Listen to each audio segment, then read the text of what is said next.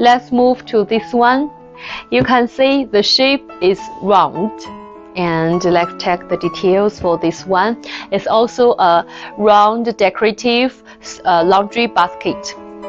And also we use the blank faux leather to strengthen the basket for easy movement, and it also brings the stability for this whole body. Top part still use the beige color and the bottom part with a blank background. And also you can see we add the lid, also adding the blank pure leather for your easy carrying. You can see this is a roomy space.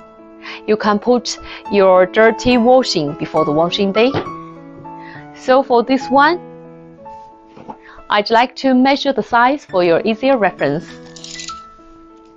Top diameter 34.5 centimeters. About the total height 48 centimeters. So actually for this kind of laundry basket, you can design it into set of two. Yes, adding a smaller laundry basket into it to save your container space. As we all know, nowadays the freight is quite expensive. So that's all for today's proposal. If you have some questions, please feel free to contact me.